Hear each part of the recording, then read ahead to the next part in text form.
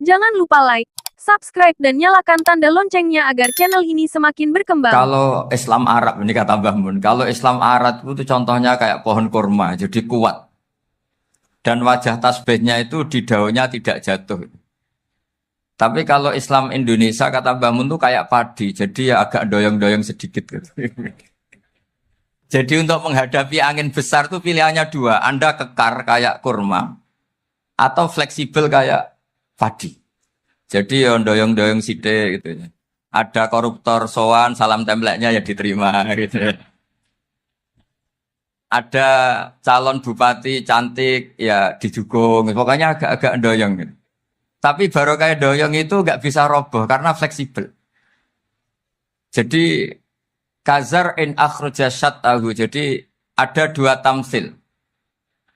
Karena memang menghadapi orang fasik, orang dolim ini kita sebagai ulama itu ya kebingungan. Ini mungkin Ki Afif bisa bakul masail ini. Karena pertanyaannya gini, saya berkali-kali digojlok sama bapak saya. Berteman orang fasik hukumnya gimana? Pasti dijawab haram. Tapi kalau pertanyaannya dibalik, membina orang fasik hukumnya gimana? Baik. Dan bisa membina kalau berteman.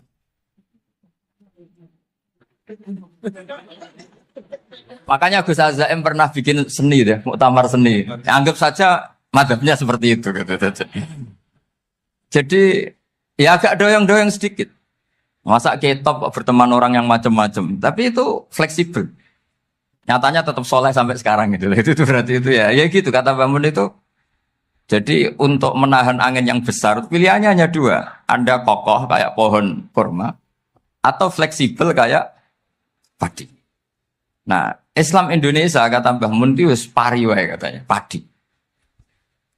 Jadi ungkapan-ungkapan para masyayikh ini penting karena khazanah yang saya baca. Saya berkali-kali cerita ini dalam kitab Khilyatul Auliya. Itu Abu Nu'aim Al-Asfihani cerita tentang riwayat Sufyan bin Uyainah. Ini gurunya Imam Syafi'i. Itu setiap kali Nabi Isa dan Yahya, ini dua nabi yang sekurun, sama-sama masih muda. Nabi Yahya itu senengannya dolan ke orang-orang soleh, menyambangi orang-orang soleh. Tentu itu bagus. Tapi kalau Nabi Isa ini suka menyambangi orang-orang yang fasik, orang-orang yang nggak jelas. Ketika dua beliau ini ketemu, tentu yang perlu jawaban Nabi Isa karena kontroversi, berteman sama orang-orang yang nggak jelas.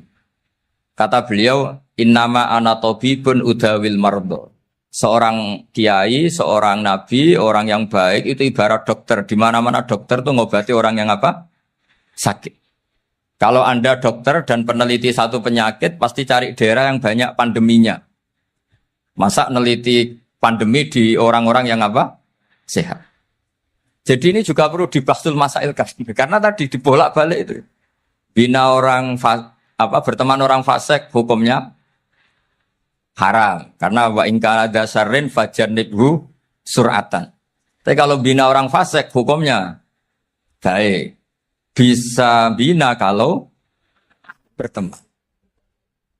Jadi fikih itu ya karena dibolak-balik. Makanya sholat juga gitu. Sholat yang tumak ninah yang lama itu ya bagus. Masa jagongan mbek pangeran enggak asik. Jagongan sama teman aja asik, masa jagongan sama pangeran tidak apa? Asik. Tapi kalau Ibnu Abbas sholat tuh cepat. Ketika ditanya, kenapa kalau Anda sholat cepat? Setan baru tata-tata mau goda, sudah selesai. Kata.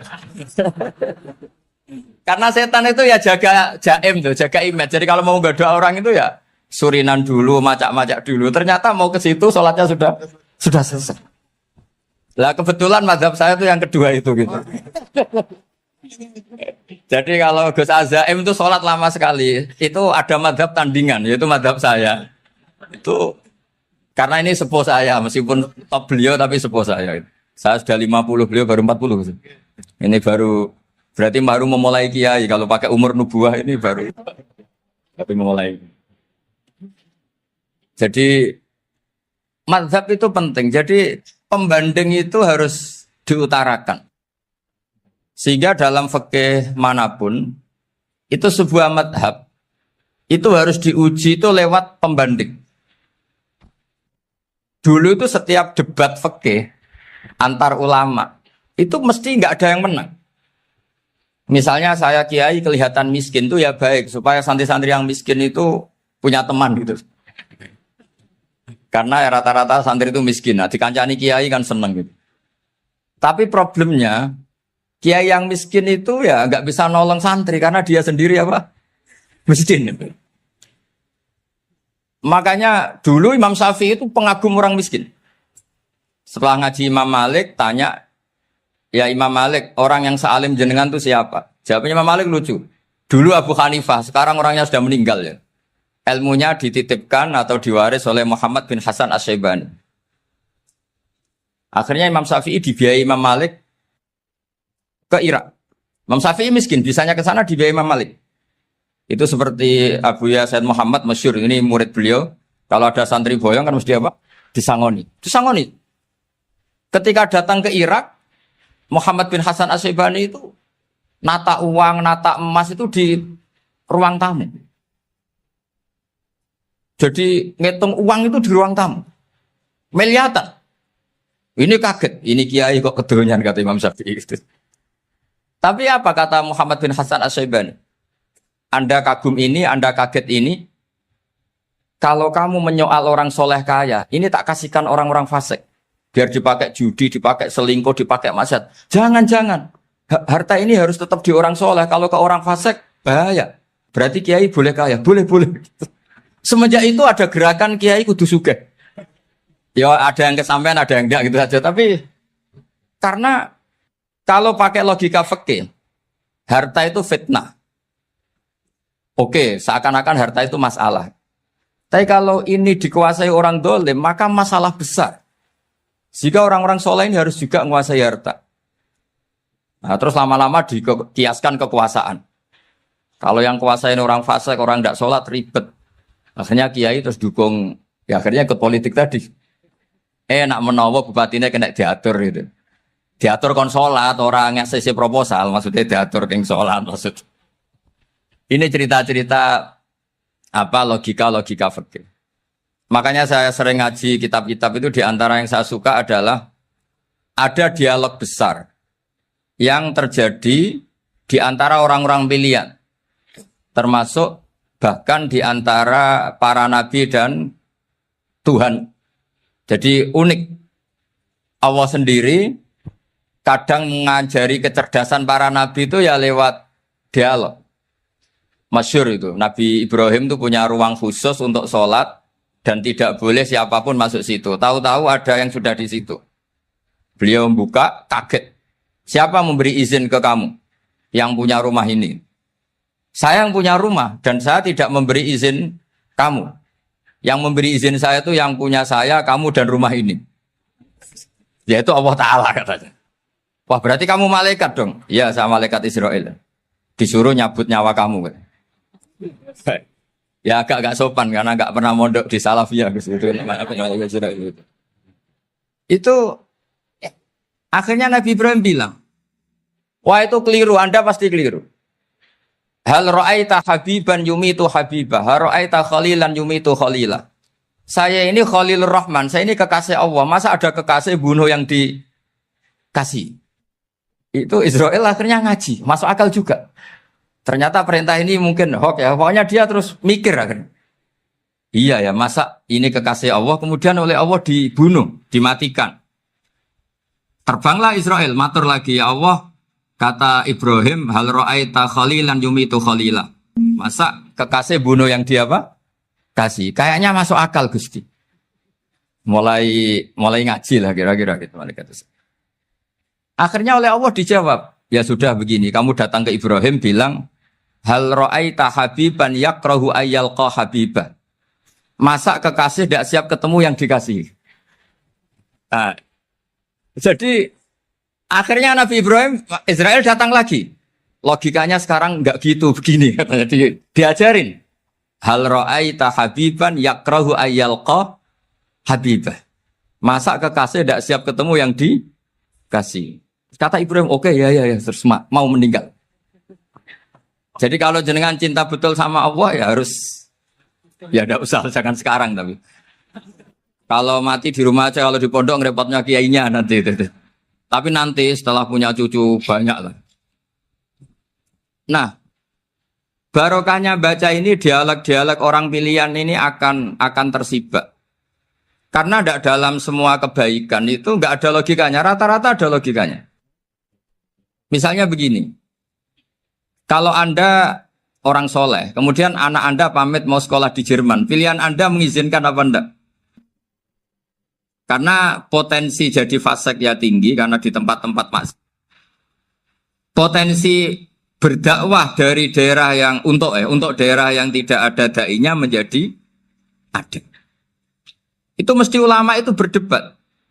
Misalnya punya anak pamit mau kembali atau keluarga. Yang satu cara berpikir optimis. Awal ada dai di beberapa negara Eropa itu ya barokahnya imigran, pekerja, mahasiswa. Dan semua itu bumi Allah, harus ada tasbih, harus ada tahmid. Dan itu harus dimulai dari kemauan atau mengizinkan anak asuh kita ke sana. Tapi di sisi yang lain potensi jadi fasik itu tinggi sekali. Pemenang iman pas-pasan. Nah hal-hal seperti ini itu pasti jadi perdebatan. Dan kita harus menjawab. Dan tadi kayaknya di semua Basul Masail, Pondok Salafiyah jawabnya pede semua. Nggak ada ragu, nggak ada khilaf. Baguslah kalau pede. Meskipun nanti mungkin ada ulama lain yang cara berpikir apa? Berbeda. Sehingga, ini saya cerita ya.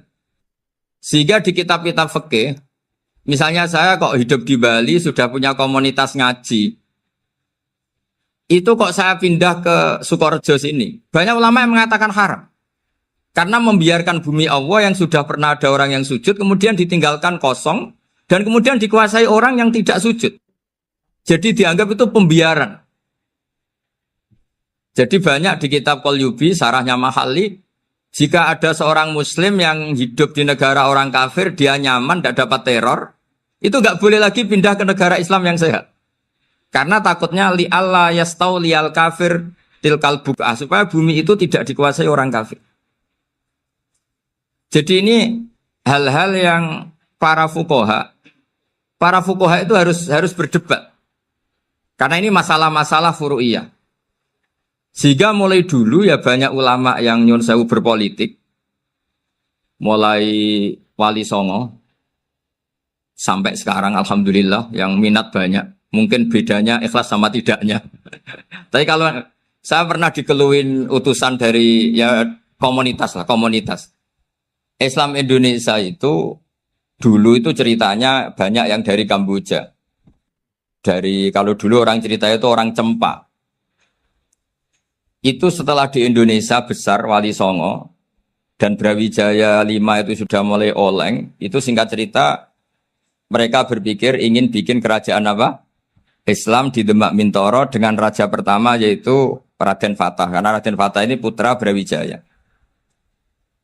Padahal setelah jadi kerajaan ini era cucu sudah konflik, berebut kekuasaan. Akhirnya sampai jadi Jipang, jadi Jogja, jadi Solo dan seterusnya. Tapi kata Mbah Mun itu tetap barokah. Karena orang Islam terus terbiasa mimpin. Sekeliru-keliru sidik, pokoknya orang Islam biasa mimpin. Sehingga zaman Mbah Hashim ya sudah mimpin Masumi, zaman Ki As'ad pengaruhnya besar, sampai sekarang Kiai pengaruhnya besar. Nah barokahnya Kiai pengaruh besar ini sampai moral jadi ukuran. Misalnya sekarang ada calon bupati kok nggak sholat, itu pasti kalah. Jadi sholat itu jadi tolok ukur untuk calon apa?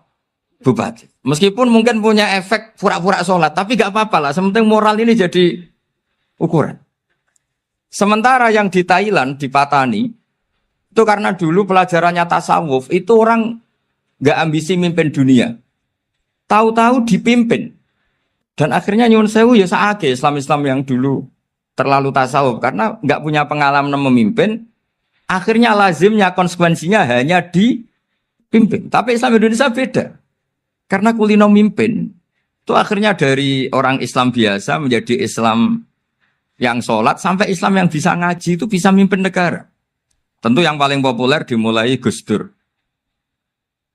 Jadi ini sesuatu yang barokahnya istihad para kiai, sementing Islam kulino mimpin.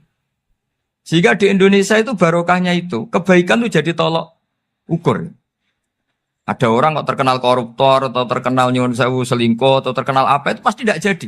Karena moral itu menjadi tolok ukur. Dan itu adalah politik para kiai. Jadi ini saya cerita, dan itu negara juga akhirnya untung, karena seleksi agama sama negara itu sama. Sama-sama kiai ya bilang negara harus dipimpin orang soleh, negara juga bilang seperti itu. Nah, ketokohan-ketokohan para beliau-beliau ini yang mau lah bekerja sama dengan umarok. Kita tahu dulu Pak Harto ya rawuh ke sini ketika Muktamar 84, rawuh ke Ki As'ad, ketika mau kembali ke Khittah juga dirembuk oleh ulama dan umarok. Dan akhirnya ini menjadi negara yang alhamdulillah semoga selalu menuju baldatun thayyibatu wa rabbun ghafur. Nah, kemudian di sini saya tabarruk dengan Said Muhammad, gurunya Kiai Haji Azaim. Saya mau cerita tentang amaliyah tadi. Saya sebetulnya nggak niat bacakan bab itu, gara-gara ada khataman jumlahnya banyak saya jadi pusing. Ini panitianya tanya, khatam betul apa enggak? Iya, Gus, khatam betul. Tapi kayaknya saya tidak yakin itu. Karena saya ini kan dari pondok tahfidz itu. Biasanya anak khataman itu ya rodok bodoni itu. Wes dibaca buanter sing nyemak ya mau ndelok pojok etok. Mergo kebanteran. Nah, akhirnya lafat-lafat yang di tengah itu enggak di apa? Baca. Tapi ya semoga dimaafkan Allah lah. Yang jelas itu enggak. Tapi saya mau cerita ya. Jadi cara berpikir Said Muhammad ini nanti juga saya teruskan di Ma'had Ali. Ini saya baca ya. Di antara yang diyakini madhab Malikiyah, ini saya baca saja teksnya. Jadi ada riwayat namanya, kalau Said Muhammad bahasakan itu Ataqoh Somadiyah. Kalau di Indonesia kadang orang bilang Al-Ataqoh Al-Kubro, yaitu dengan membaca surat Ikhlas. Di sini jumlahnya hanya 100 kali, Qila 1000 kali. Tadi berapa teman? 700 juta ini sudah susuk banyak ini. Di sini hanya 40, riwayat lagi 100, 1000. Terus sampai tadi berapa? 800 juta. Wah, ini sudah susuk ini. Itu anak cucu sampean pasti masuk surga itu kalau gitu. Ini saya baca, ini kitabnya Said Muhammad ini. Suratul Ikhlasi wal Itqu minan nar. Akhrajat Tabrani fil Kabir an Fairuz ad-Dailami wa Ibnu Ukhtin Najasi. Waqad khadaman Nabiyya sallallahu alaihi wasallam. Orang ini jadi khadimnya Nabi. Qala Rasulullah sallallahu alaihi wasallam, "Man qara'a qul huwallahu ahad mi'ata marratin fi shalat ghairiha kataballahu lahu bara'atan minan nar." Ini hanya berapa ini? Mi'ata marrah. Berarti kalau satu orang itu cukup 100. Tadi sudah untuk 7 turunan tadi, untuk orang berapa? Ya, untuk 7 turunan cukup ya? Untuk 7 turunan. Ya sudah susuk ini, sudah susuk ini. Duh, ribet ini. Nah, ini tak cari pembenarannya, ini supaya keren. Ini di halaman 188 Abwabul Farad. Warwa Ibrahim bin Muhammad al-Khiyari fi fawaitihi an Khudzaifa marfu'an. Man qara'a qul huwallahu ahad alfa marratin faqad ishtara nafsahu minallah.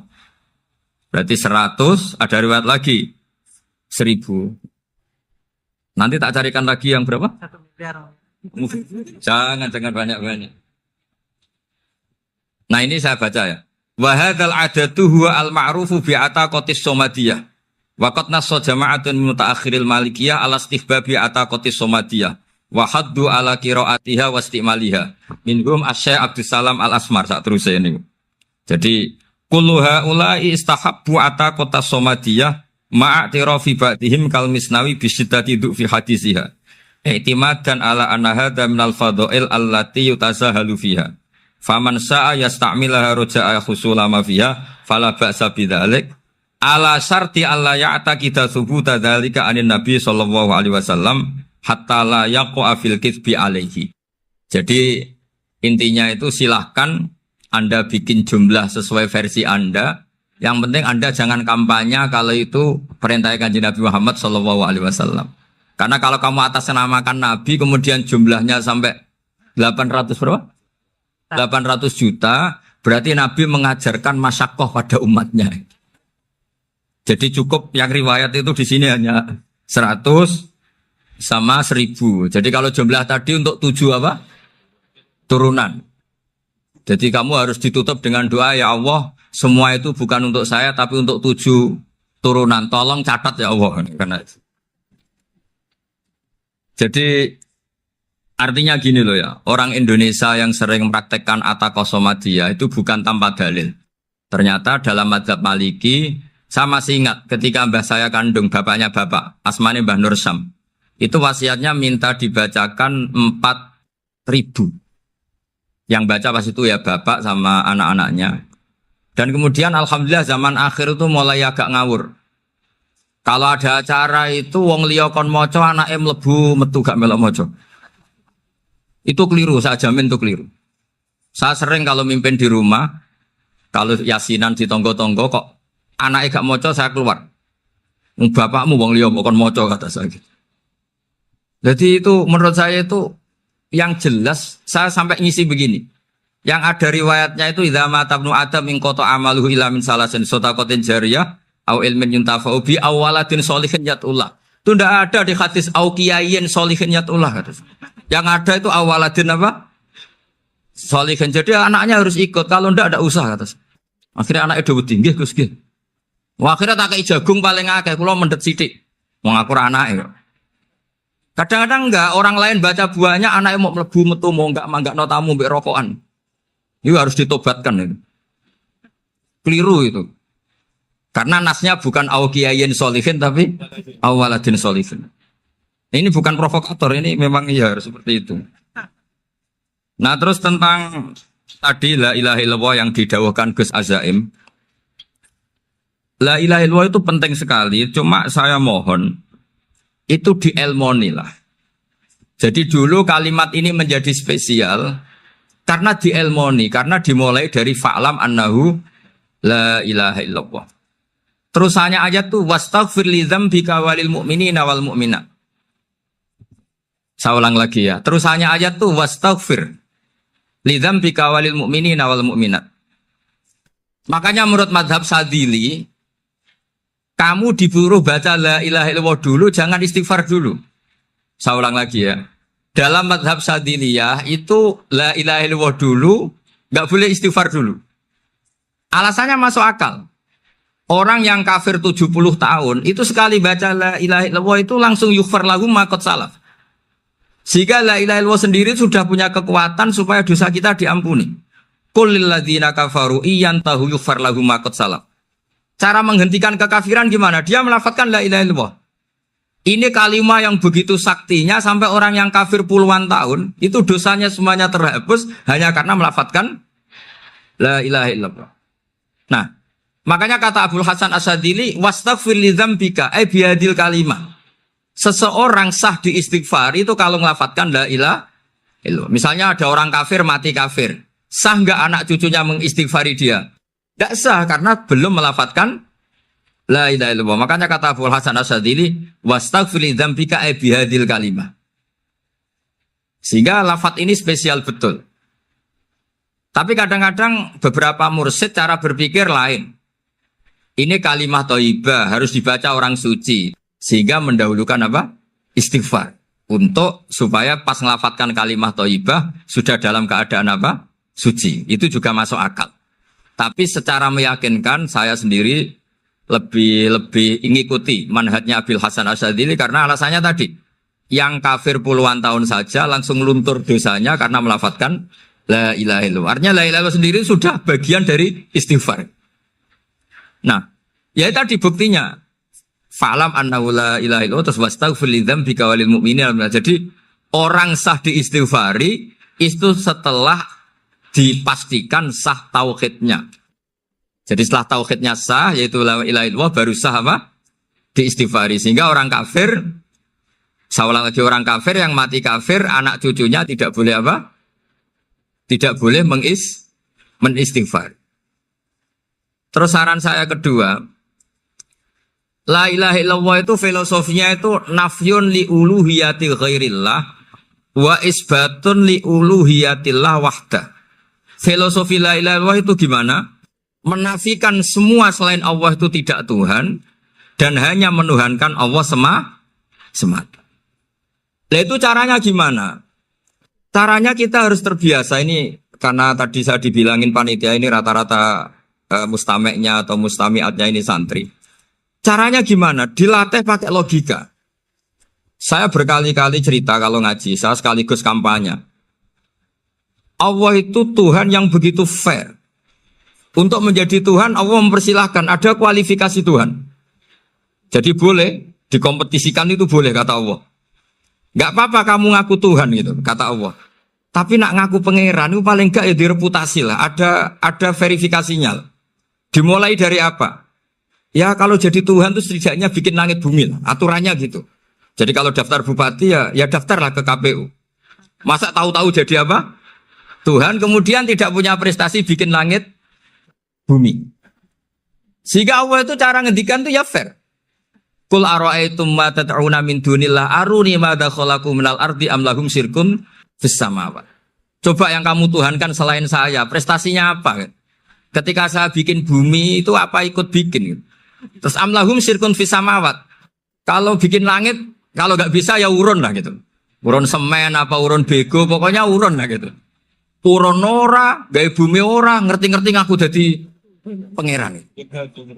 Kul hatu burhanakum. Jadi ya kan ya lucu kan, misalnya syarat kiai di Salafiyah kan keluarga Kiai As'ad, cucunya ngaji ngalim. Orang keluarga Kiai As'ad tuh aku kiai utama di Salafiyah. Oh mesti di penjara ya. Lah yo gak gawe langit bumi, gak ada prestasi terus ngaku sebagai apa? Tuhan. Sehingga fair. Makanya saya berkali-kali cerita.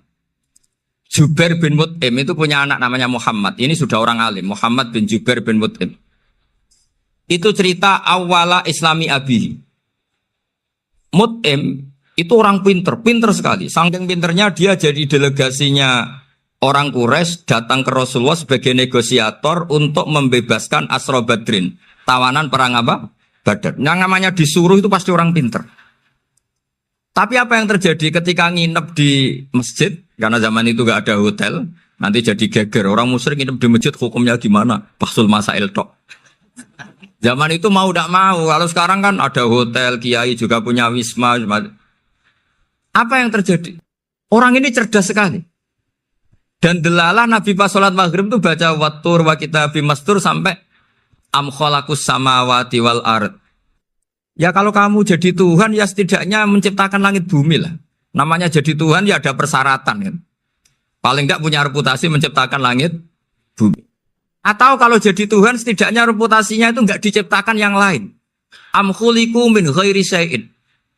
Ini jadi Tuhan kok punya bapak, punya ibu. Ini jadi Tuhan kok lahirnya di bumi. Ada tanggal lahirnya, ada tahun. Masa jadi Tuhan kok dulu buminya. Pokoknya walhasil tuh. Akhirnya Nabi ketika salam sholat maghrib, dia datang. Ya Rasulullah, akalku habis oleh ayat yang barusan kau baca. Sudah saya Islam saja. Argumentasi selain Allah Tuhan itu batal. Itu, lah saya mohon santri-santri Salafiyah itu baca Quran sampai seperti itu. Jadi jangan hanya khataman banyak-banyakan maksudnya. Ini bukan nyindir ini, ngamuk ini. Jadi ya khatamannya tadilah 1000 atau berapa lah, jangan banyak-banyak. Juga kasihan malaikat yang nyatet kan. Wong baru subhanallah alhamdulillah aja di teks hadisnya abad al malaikah kan di teks. Itu baru subhanallah alhamdulillah itu sudah mencapaikan malaikat. Makanya saya wiridan tuh arang-arang kasihan malaikat karena nanti jadi itu ya ada madhabnya itu jadi kalau Gus Azaim sholat lama tak saingi sholat cepet itu sama-sama ada madhabnya.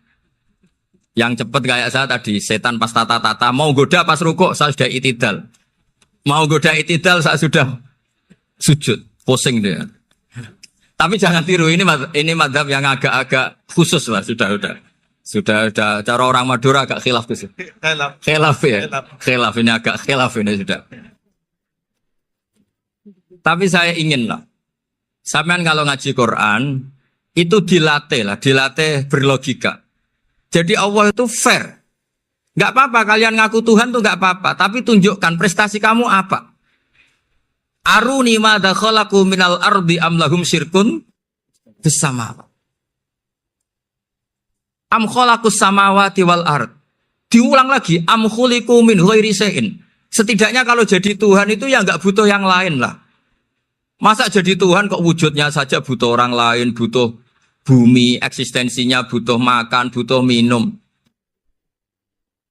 Makanya Allah cara meniadakan uluhiyah selainnya itu Allah itu redaksinya itu mengena sekali. Yaitu tadi dengan cara-cara seperti itu. Sebagian ayat disebutkan ma asyattuhum khalqas samawati wal ardi wala khalqa anfusihim. Wong Tuhan kok enggak punya reputasi bikin langit, bikin bumi, bahkan untuk menciptakan dirinya sendiri saja enggak bisa. Ya sudahlah, kamu enggak usah ngaku Tuhan, enggak level katanya dia tahu gitu. Akhirnya terus ditemukan Tuhan yang sejati, yaitu wal awwalu wal akhiru wal zahiru wal batin.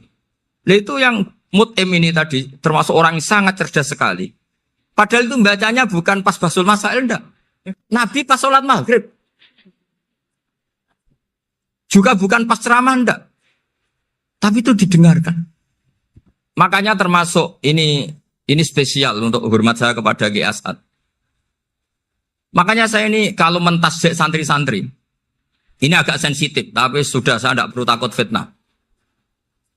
Saya termasuk kenapa saya ingin jadi ahli tafsir, tentu yang membentuk itu Mbah Maimun dan bapak saya. Bapak saya itu hafal Quran kayak hafal Fatihah. Saking senangnya Quran itu. Mungkin bisa kamu saingi itu. Itu adalah orang kafir itu bisa paham Quran. Itu sangat menyinggung saya. Orang kafir itu bisa paham Quran. Ketika Umar Islam itu karena mendengar apa coba? Mendengar apa? Quran. Dan itu masih kafir apa sudah Islam? Masih kafir karena kalimat-kalimat yang di Quran itu begitu jelas wal kitabil mubin sehingga didengarkan orang kafir pun tuh ngefek. Makanya ketika Umar datang ke saudari putrinya kemudian dengar Toha ma anzalna alaikal Quran apa? Litasqa, itu dia terus iman. Begitu juga Mut'im. Itu ketika dengar Nabi baca surat At-Tur ya langsung iman. Makanya kata Ibnu Jarir At-Tabari, kamu jangan pernah bilang gini, syaratnya paham Quran itu harus alim, harus gini. Lah nanti berarti orang kafir punya alasan di depan Allah, ya Allah, engkau ngandani kami dengan Quran yang nggak bisa difahami kecuali alim dulu. Lah saya alim gimana? Nggak pernah mondok. Mondok gimana? Saya kafir. Jadi artinya gini loh, kata Ibnu Jarir At-Tabari, Allah tidak mungkin mengatakan gini.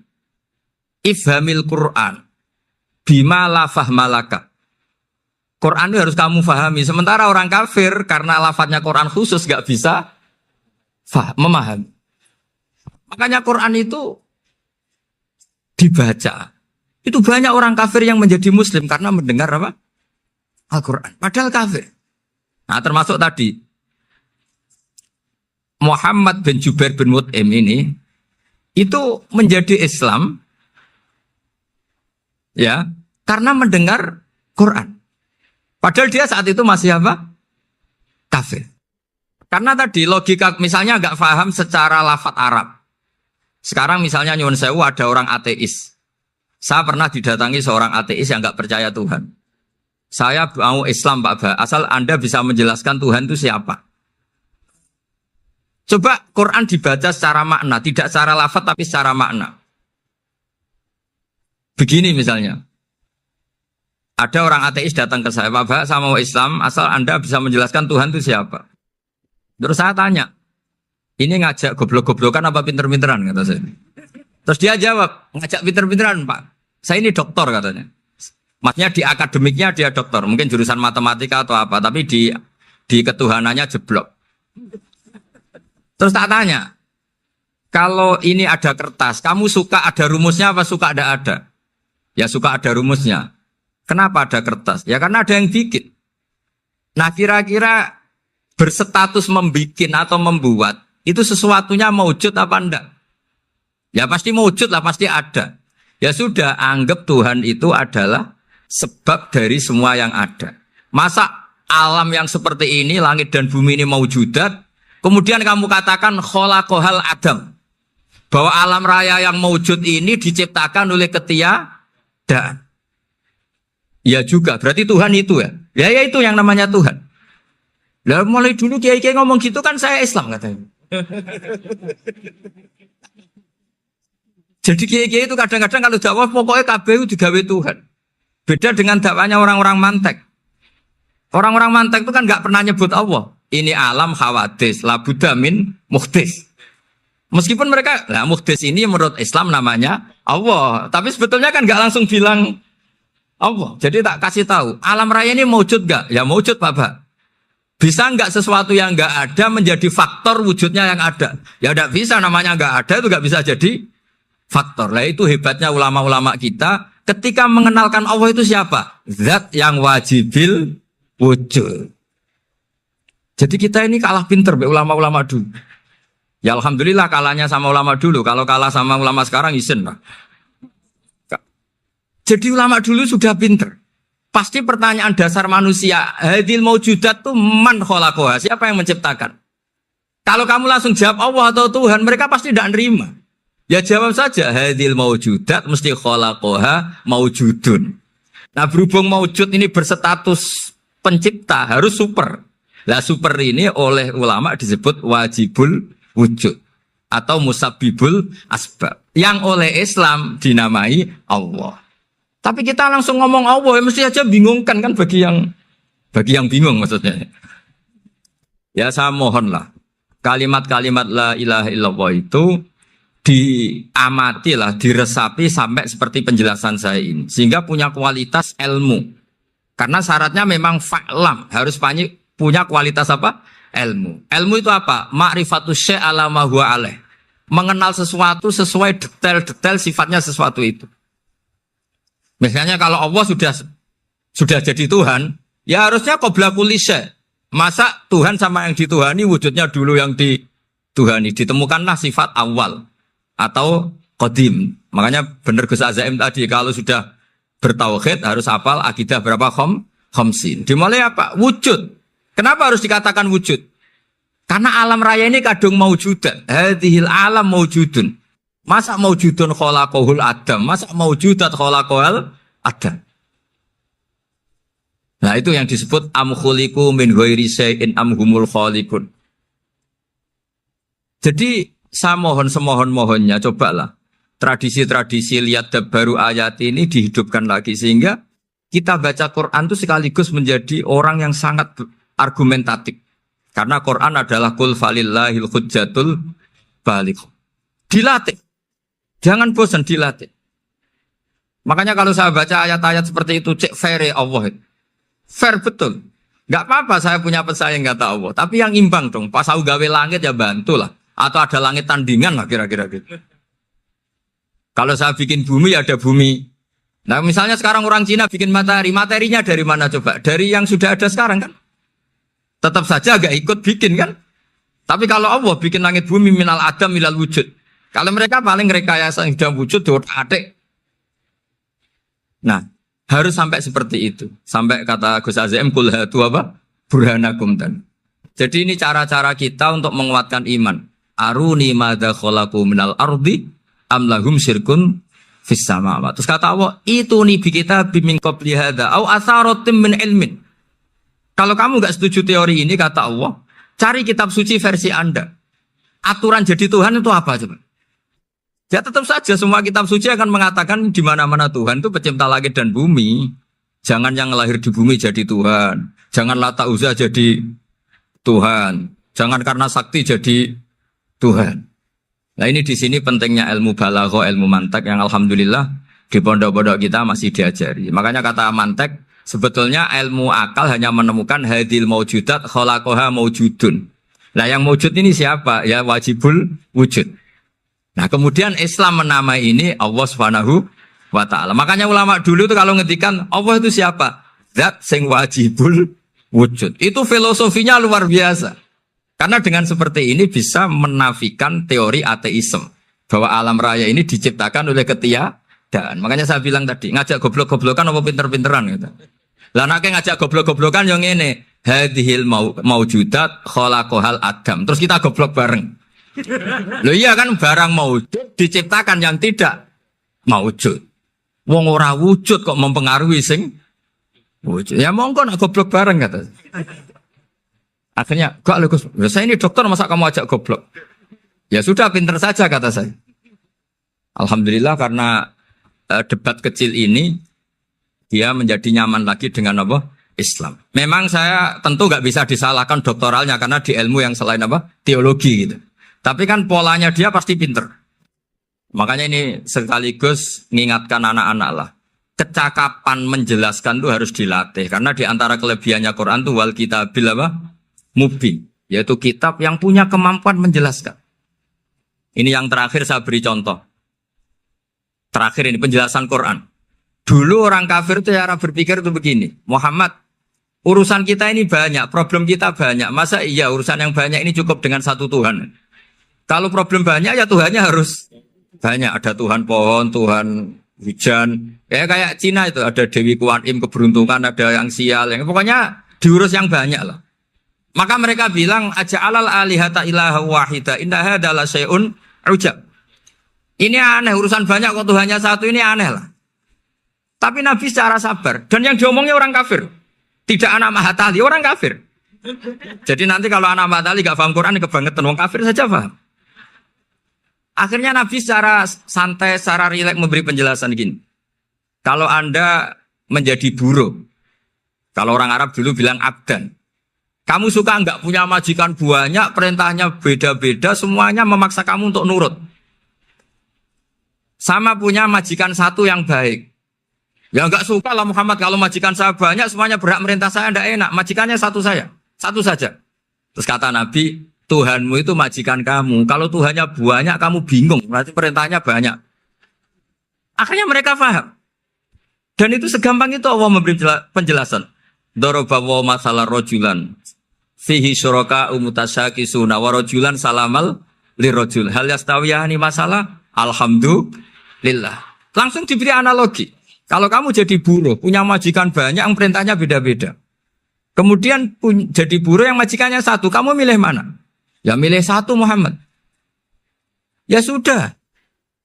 Kalau Tuhannya banyak, perintahnya banyak, kamu juga bingung. Langsung menjadi faham. Nah, ketika ada orang tidak ikhlas, Nabi cara memberi penjelasan juga gampang. Misalnya saya dikasih uang Gus Azaim 1 juta. Kemudian matur nuwun saya sama Pak Afif. Ya, aneh enggak? Saya ini orang aneh enggak? Orang aneh enggak? Itu Nabi kalau mencontohkan orang tidak ikhlas gitu. Kata Rasulullah, orang tidak ikhlas itu sebagaimana orang beli budak. Min kholisi malih. Budak itu dibeli dari uangnya sendiri. Kemudian fa'amila hadal abdu, budak ini kemudian bekerja dan a'tohullatahu.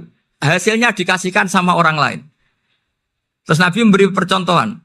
Ayasurrukum ayyakuna abdukum kadzalik. Apa kamu suka kalau budak kamu seperti itu? Dulu orang-orang dulu kan beli budak untuk disuruh bekerja, terus disuruh setor apa? Hasilnya. Jadi budaknya kamu yang beli, yang biayai. Kalau sekarang mungkin gak ada budak, gini lah. Saya nyuruh Zaid, tak kasih mobil, tak kasih bensin, tak kasih uang jalan supaya narik angkot. Hasilnya disuruh ngasihkan saya. Ternyata dikasihkan orang lain dan matur nuwun sama orang. Kamu suka punya budak seperti itu? Ya tidak suka ya Rasulullah. Ya ibaratnya seperti itu. Bumi yang bikin Allah, nyawa kamu yang bikin Allah, semua fasilitas dari Allah. Kemudian kamu menyembah selain Allah. Segampang itu.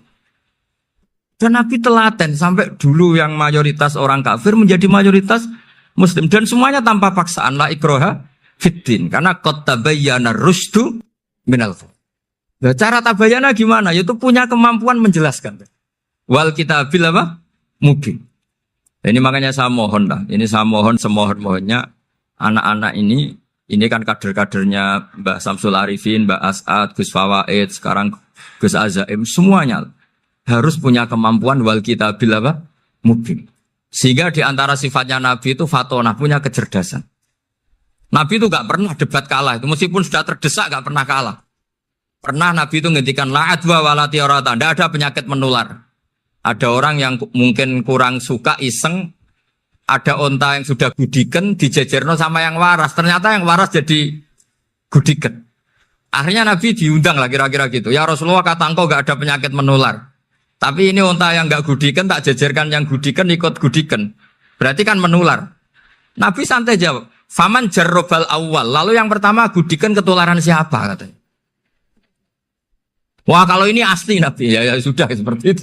Jadi ngiranya dia menang karena yang gudikan pertama nulari yang kedua. Ternyata Nabi tanyanya lagi, faman jarrobal awala, yang gudikan yang pertama siapa? Oh ini asli ya maksud saya itu.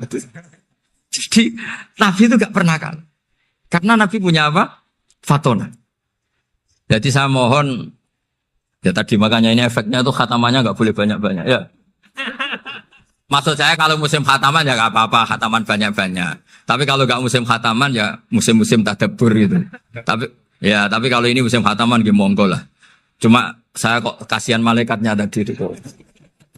Ya, matur mawon minta maaf. Assalamualaikum warahmatullahi wabarakatuh.